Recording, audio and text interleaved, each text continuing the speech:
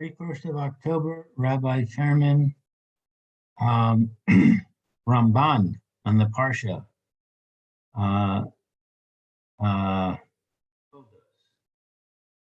Amar.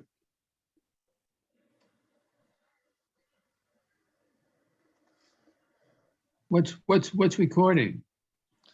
I I'm guess recording Lou's it. recording it or something. I'm recording you. Oh, okay, that's nice. You're going to be famous, Steve. Okay, This is and Rabbi Steve, the Abraham said, genius of Samanafshi. Speak, Steve. okay, that the question or that It's actually a these verb. Sha'Allah, she asked. that she asked women as a whole if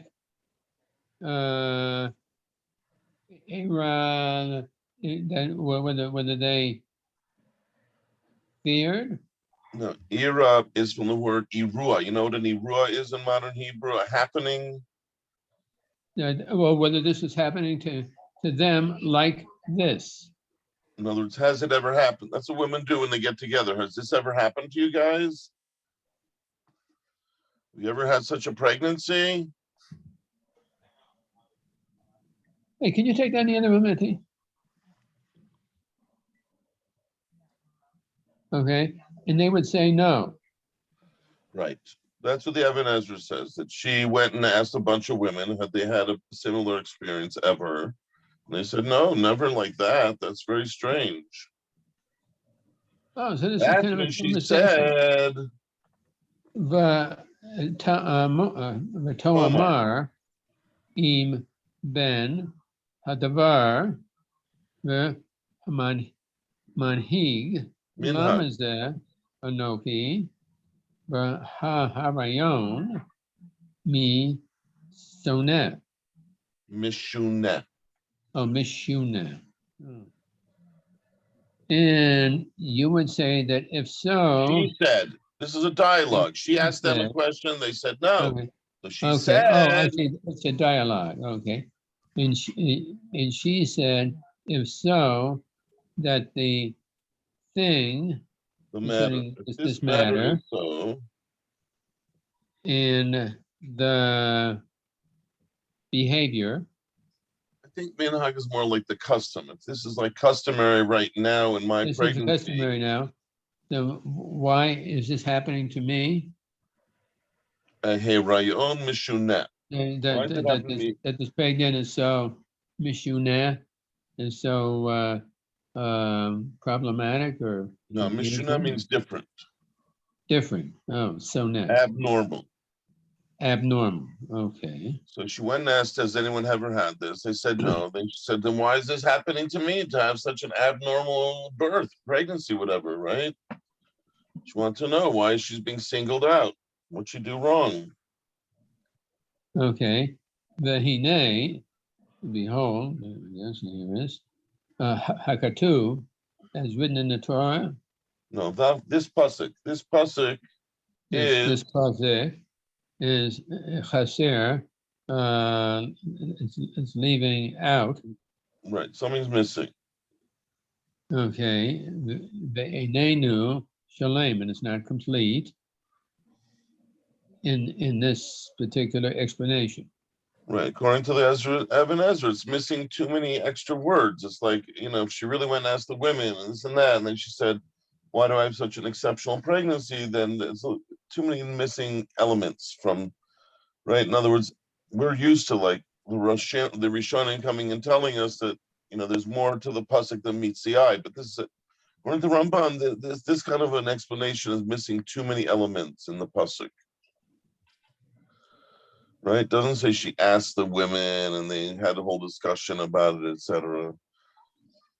Right? Right. Anyhow, okay, that's an evidence. So we have Rashi says, why did I daven so hard for a pregnancy that was going to be so painful? Okay. The Evan Ezra learns she asked around and found that this is a very exceptional and abnormal pregnancy, and that's why she said, why is this happening to me to have such an abnormal pregnancy? Okay. V'hanachon Be'enai ki be'enai, be'enai, hanachon be'enai. Hanachon be'enai ki amra im ken yihiyali lamazeh anochi biolam. Be'enai, in my eyes. Yeah, and the Ramban is speaking. Hanachon be'enai. After Rashi, It's after Evan correct in Ezra, which he my wasn't eyes. happy with, he's saying Hanachon be'enai, the proper pshat in my eyes, The as a proposition is commentator. that I would say, if so, it would be to me, it would be okay to me. Again, he's Lama, paraphrasing her. why He's is this? paraphrasing. Why is this the only one that's different in the world? No, it doesn't say different. No. Why am Why am I in in the the world? world? Why am I in the world? Why am I in the world? Lama ze anochi ba'olam. Why am I in the world? Okay. The word Let's Zed go in over. there. Let's go over it again. According to the Ramban, she's saying, Amra, Okay. that in Cain, if I'm having such Yeah, trouble in this birth, which almost looks like I won't make it, Yihi then Ali, why am I in a, oh, what purpose do I have in the world? something like that. Or it could mean right now. In this pregnancy, it looks like it's going very badly. So if it's going to continue, he says, Im Cain Yihi Ali, if it's going to continue to be that way for me, it's not going to let up. Then why am I I in the world? can't handle this for 9 months, right? A woman can't have that kind of pain for 9 months straight. She said, if that's really, my fate, then why am I in the world? Because I don't think I can handle it. Okay. Halavai aineni. And that alibi, I don't want it. What it should be. All that it should be. It should be. That what? Aineni, that I should not exist. Oh, alibi that I shouldn't exist. Alibi means I wish it would happen that aineni, that I shouldn't exist, that I will stop existing. Wow. In other words, it's like a lot of people when they're in a lot of pain, they wish they would die. Okay, that's what it says, that I should die or not be. That I would Not never have been. Maybe it would have been better that I never should have existed. Because if I die now in childbirth and the children die as well, then it's better that I wouldn't have ever had come into the world. Wow, that's strong stuff. Okay. Yeah, she's getting very, very intense. It actually says in the Gemara that a woman makes an oath when she gives birth that she's never going to give birth again. Right. Where does it say that? What? Where does it say that? It says in the Gemara in Shavuos, I think. That's why a woman who gave birth brings a korban chatos, I think, because she did a sin. She swore falsely because she didn't really mean it. We know that she doesn't really mean it, but therefore she doesn't need to be matter the net or something later on. But she said she swore a false oath, so she has to bring a korban. You know where in Shavuos it is? Sorry? You know what daf it's on? I do not know, but I do know that there's a whole parsha about a woman when she gives birth, bringing korbanos. It's what's the name of the parsha there? Metzoira, I think. Oh yeah, maybe. And that gives the reference to Shavuos? I think there it says at least there, and I think it's Vayikra, there's a whole parsha about how long a woman remains tamei after birth and what kind of korbanos she brings. So maybe one of the Meforshim there explains it, or maybe at least there's a reference to the Gemara there. For example, the Torah Tamima is a very nice sefer, if you've ever looked in it, which brings the many different midrashim that appear on a pasuk. He sort of lists them all sort of in one place. You could see what the Yerushalmi says on the pasuk, what the Bavli says on the pasuk, what different midrashim say on the pasuk. So if you leaf through that beginning of Vayikra in a Pro Torah Tamima, you might find the one where he speaks about how a woman is considered to have sworn falsely when she gave birth. But it's a famous Gemara, so I could try to look it up, Lena. In the Okay. meantime, this is what he's. But that's in a normal pregnancy. This is an abnormal pregnancy where she's suffering tremendously, much more than the norm, and therefore she really wishes that she either. But she's not saying she's not saying it sort of outright, because she says if this will continue, the Ramban puts in a few extra words.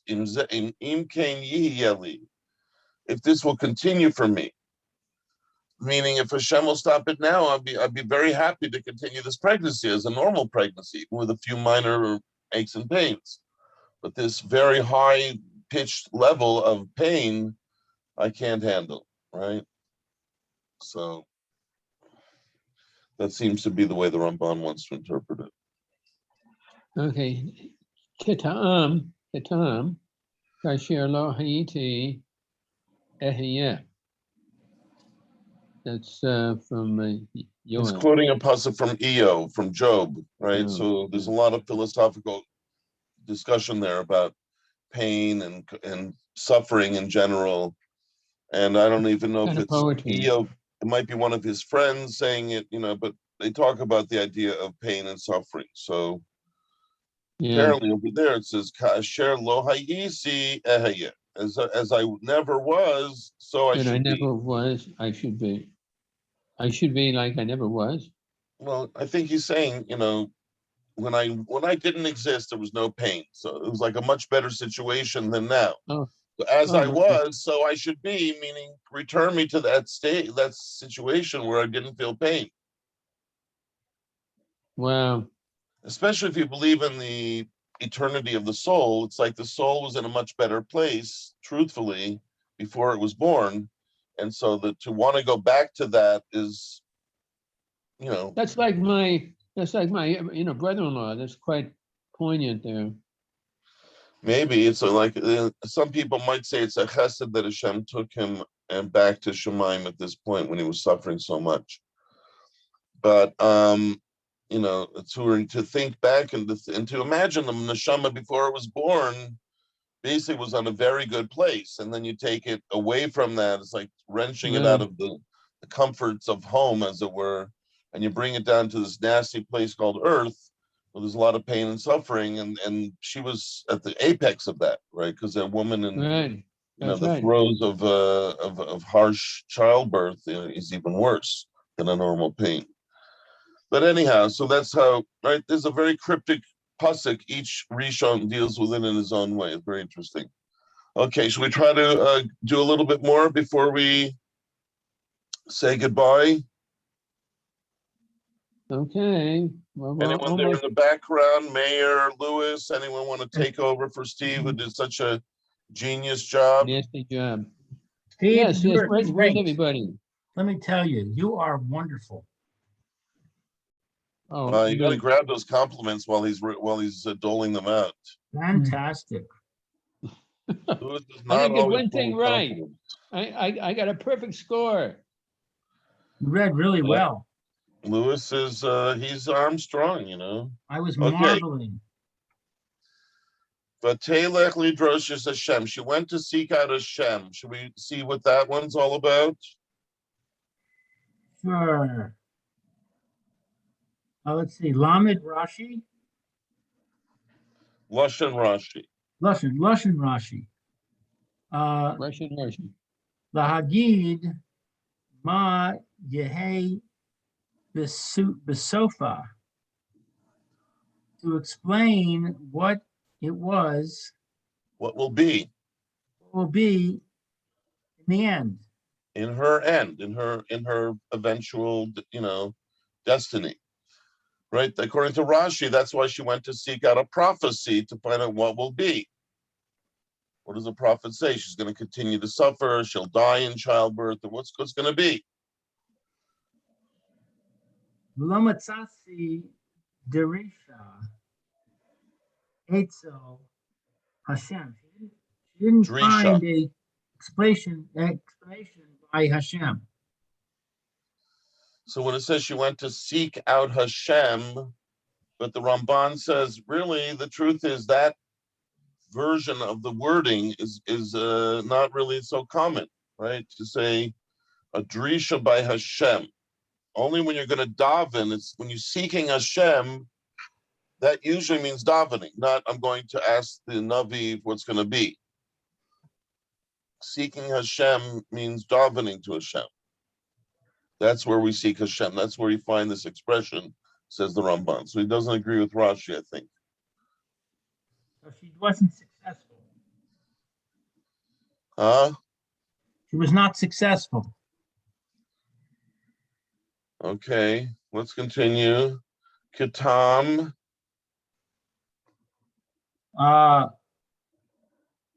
Kitam, as the reason, Derashti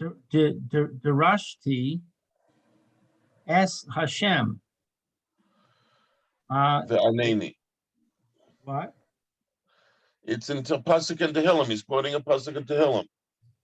So he said that to say that it means to daven is similar to what you find in a few other psukim, for example, in Tehillim, right? He brought quoting this Pasuk in Tehillim. Dorashi es Hashem, I sought out Hashem, v'anani, and he answered me. So what do you see in that Pasuk? What does it mean to seek out Hashem? If it ends the Pasuk that Hashem answered me. It means that you went to the prophet and the prophet told you what Hashem said. No, that's not what it means in David HaMelech. In David HaMelech, he means I daven to Hashem to have something good come of the situation. And he answered me, Baruch Hashem. Right? David HaMelech knew when he was being answered by Hashem, but an answer by Hashem usually means you daven to Hashem. It's like we say in the special tefillah on a fast day, Anenu Hashem Anenu, Yom Tzani Tzom Tani Seinu, right? Answer us, Hashem, answer us. What does that mean, answer us? Not that I went to a Navi and asked a question, answer me. Answer my tefillos, right? How does Hashem answer our tefillos? So that's what he's saying. That if you find in the pasuk of David HaMelech that he's saying, I sought out Hashem and he answered me, the idea seems to be that seeking out Hashem is davening to Hashem. And he answered me, he answered my tefillos. Well, Hashem doesn't answer normal people, only answers prophets. Well, we're asking to be answered in a fast day. We're not asking for prophets. There are no prophets today. We're just davening to be answered in our tefillas, which still exist today. But how does Hashem answer us? I've never heard anybody that got an answer. Have you ever had a sick person and then you daven for them and they got better? Yes. That was Hashem answering you. That requires a lot of interpretation. All right. I think most Jews would agree with me on that one. I don't even have to go out on a limb on that one. All right, let's finish the Ramban here. Another example where it obviously means tefillah is in Amos. What does it say there? Nor shoni v'chayu Hashem. No, that's another pasuk. Just two words. Darshuni v'chayu. Seek me out and live. Well, everybody who lives sought out Hashem. So Hashem is saying, if you really want to live, you have to seek me out and then you will live, right? Which the Ramban is learning means daven to me and that will give you life, right? I give life to those who daven to. So Hashem is saying, seek me out in tefillah and live, and that will bring you to proper life. That's how I think the Ramban is interpreting it, right? But again, you can look up these psukim in their places in Tehillim and Amos, and now he's the last one in Yechezkel, and see if there are other interpretations. The Ramban isn't the last word, but he's saying, in his opinion, those places where it says seeking out Hashem, in his opinion, they're all pointing to tefillah. And the last one in Yechezkel, let's get that one under the wire here.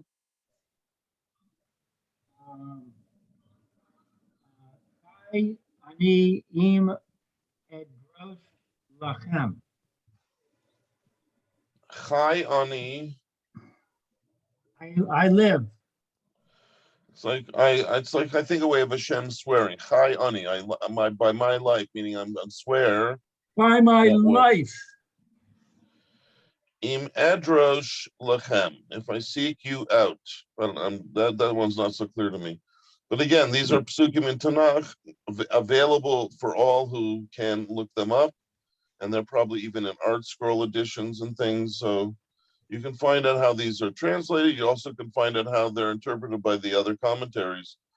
But the Ramban would like to learn that it doesn't mean to go seek out the Navi, but rather to go and seek out Hashem through tefillah. Which, by the way, I think it's a beautiful concept to think of tefillah as not just saying words in front of Hashem, but seeking out Hashem.